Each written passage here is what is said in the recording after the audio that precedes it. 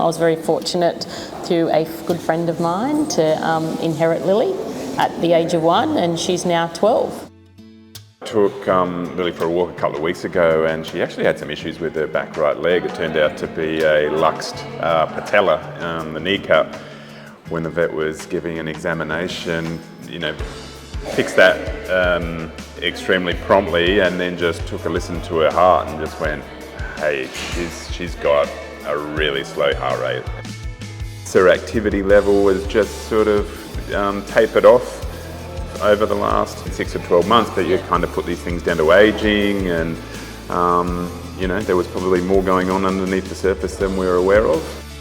All of our interactions have been with Dr. Inaki, and he's been extremely transparent, and obviously this isn't something we've known about or had any previous knowledge about, but he's been extremely transparent and provided us with all the information that we need, and been very clear in his communication, so we understand exactly what we're in for. Yeah, it's been very good.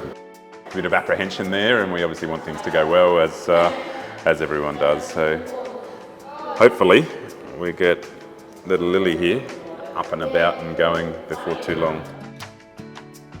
So we have little Lily with us today.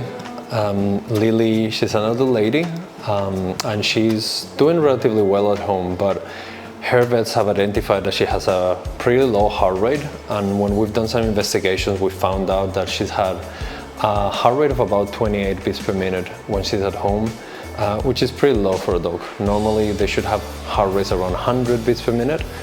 And despite the owners perceiving like she's relatively okay, typically what happens in these cases is that once we increase their heart rate, their quality of life really improves. They're much more energetic, much more active, and they're back to enjoying life. And they always say how they go back in time a few years.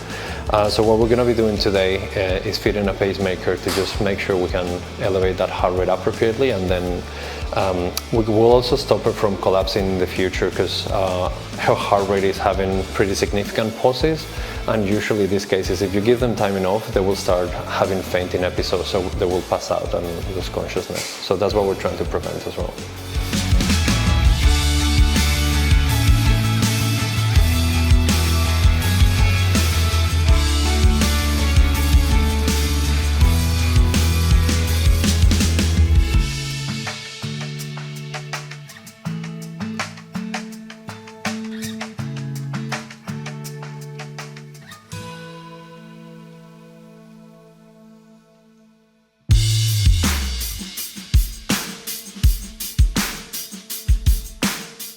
So we're now closing the skin. We've made 2 incisions, one under the neck and another one a bit higher up in the neck. So here is where we have the lead, and here's where we have the pulse generator.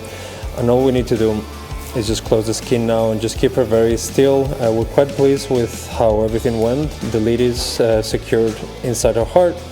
And now, as long as she doesn't move too much in the next few days, she will probably be okay.